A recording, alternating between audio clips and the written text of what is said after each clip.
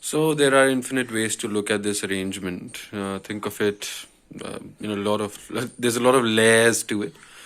Think of this like like a circle, right? Like a vortex, all right, of lesser energy. There's a lot of chaos. If you notice over here, there's the dinosaurs and they're fighting, and they've got their mouth open, and the serpent is going towards the egg, and the dragon is sort of moving upwards. It doesn't really make sense.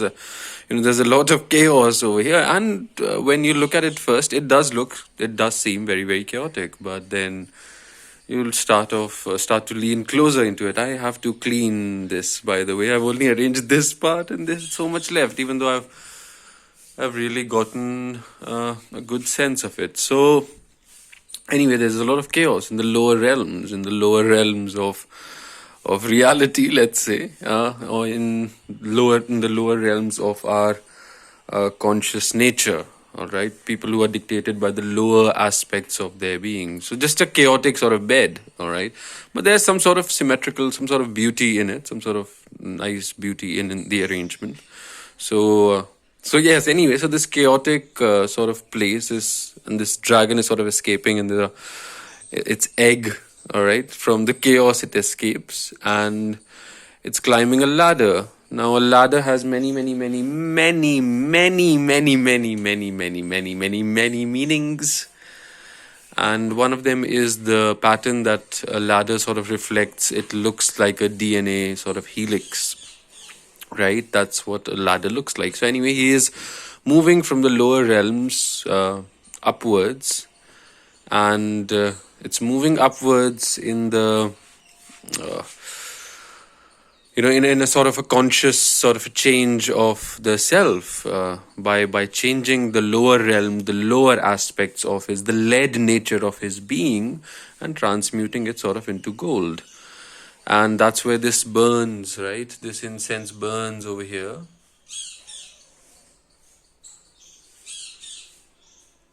Right? The incense burns over there for that reason. And he's burning the lesser aspects, and he's sort of moving upwards in the ladder. And there are so many different variations of ladders over here. You can see the DNA helix sort of thing, and you can see that the pothos, the money plant, money plant over here, and you can see it sort of makes a ladder, sort of a shadowy arrangement, right? Right, and to me it also looks like the human vertebrae, which is also like a ladder, like 33, right? 33 in the human spinal column, a number often misunderstood, I guess, or purposely, I don't know. So just a number that is often touted to Freemasonry and all of that, but that number is sort of relatively common in a lot of things about a lot of things that are not have nothing to do with Freemasonry. So it's reflected repeatedly in certain patterns. For example, Jesus Christ was 33 when he was crucified. The 33 columns of the human spine, and the fact that he said that you have to raise Christ up, like Moses raised the serpent up in the desert on the staff. So it has a lot of, and then Christ refers to himself as the ladder through which angels ascend and descend. He refers to himself as the same sort of ladder that Jacob saw in his dream, of angels descending and ascending on a ladder. And that ladder, perhaps, if this sort of fractal nature of the universe exists, then everything sort of has a lesser aspect and a greater aspect, because everything is sort of in an infinite loop. But that ladder could also denote something like a bloodline, or DNA, or something like that, or the descent of spirit into matter through that DNA sort of spiral. It descends and becomes denser and becomes denser. So when the spirit descends into matter and puts on this three-dimensional sort of a form, when it's in a higher dimensional state, it has different sorts of ladders. When it descends on the human realm, let's say the DNA is like a ladder, wherein the entire composition of a human being, reduced to that. So sort of like a ladder, perhaps. So esoterically, at least, it is believed that blood and DNA and things like that have a lot of, there's a lot that we can talk about that, but that is another subject and gets a little controversial at times. So this ascension and descension of this Christ strain, this Christ attributed being, a good, essentially, I mean, no matter what you think about Christians, which I am generally very unfavorable of, but I cannot deny that Christ was a perfect example of everything that a man should lead his life by. And perhaps people might think it is too pacifistic to say sometimes to turn the other cheek, but there are times most of the times in your life, where you would not really bother to exert that sort of effort to constantly try to prove yourself. So anyway, this sort of DNA ladder, this helix sort of pattern that I have, that ladder is the ladder wherein the spirit descends into matter, into the chaotic realm of three-dimensional chaos, but with its beauty, right? And how does this essential being go upwards and downwards? How does the spiritual being descend and ascend? Through this sort of, or how does the spirit and the material realm commune? It's through this sort of, it's through this gland in your body, the pineal gland, right?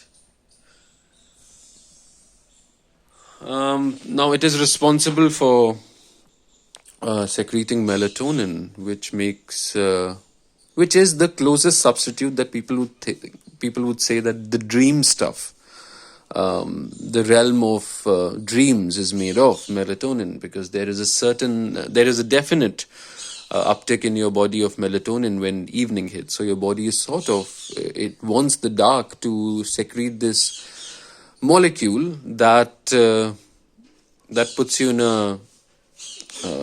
in a sleep or a restful sort of state, let's say, which makes it easier for you to slip into that deep dream state, a rapid eye movement state.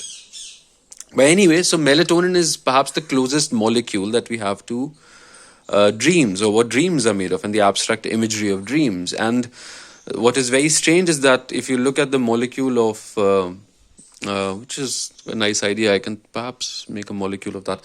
So if you look at the molecule of dimethyltryptamine, DMT, and you look at the molecule of melatonin, they look very, very, very similar. They are very, very, very similar.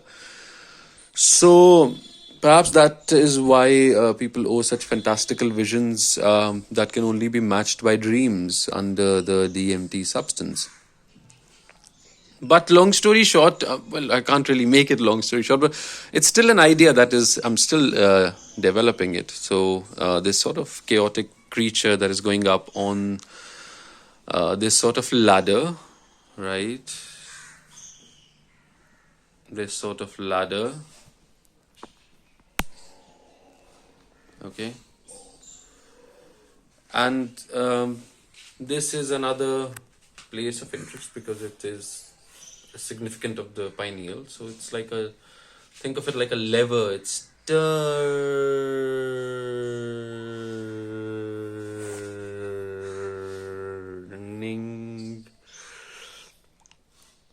right? It's turning, right? Like it's turning the picture. Think of it like that. So it's like the axis of the picture, right? So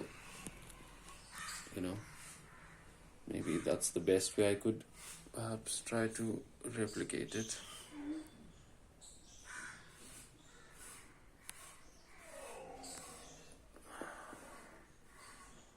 Right.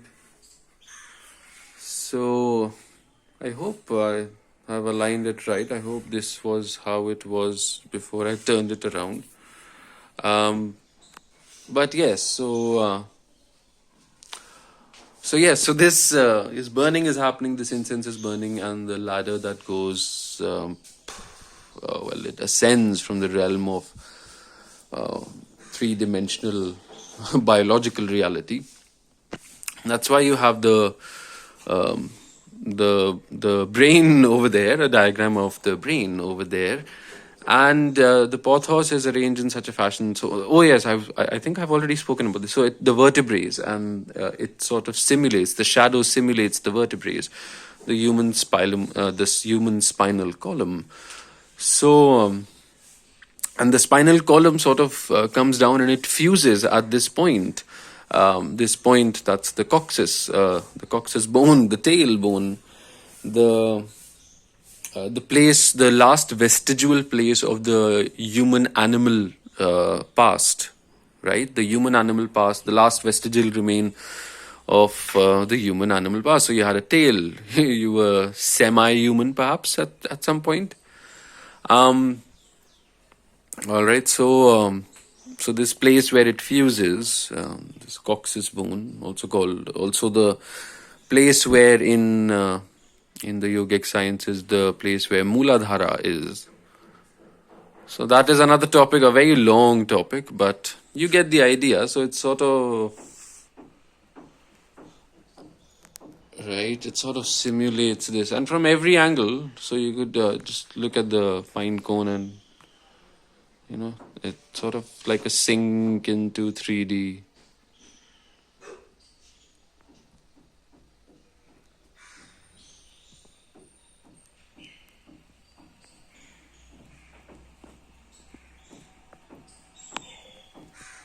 Right? So, so yes, it's a fascinating idea I've been toying with, and the creative process of painting on a wall, the way to channel the inner child. It is.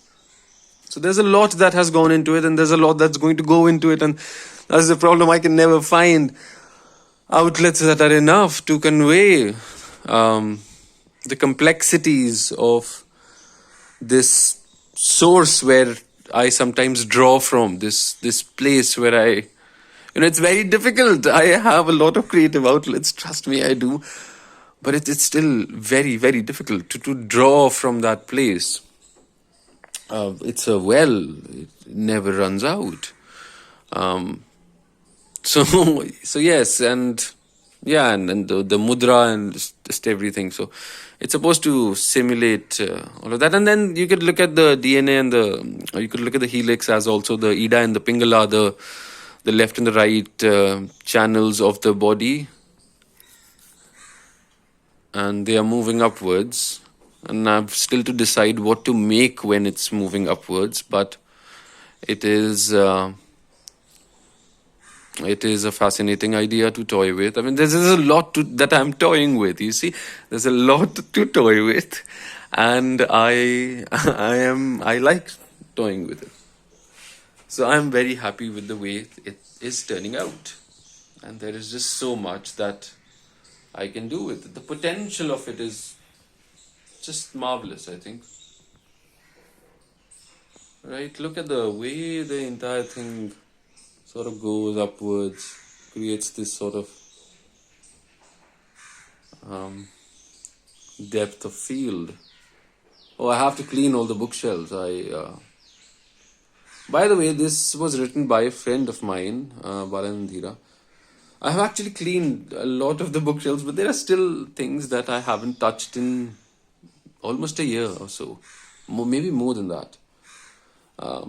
Anyway, so yes, so this is coming along very nice, and I hope I'm gonna vlog some more of this idea. Maybe you would like for me to vlog some more of this idea. If not, I'll figure out something else.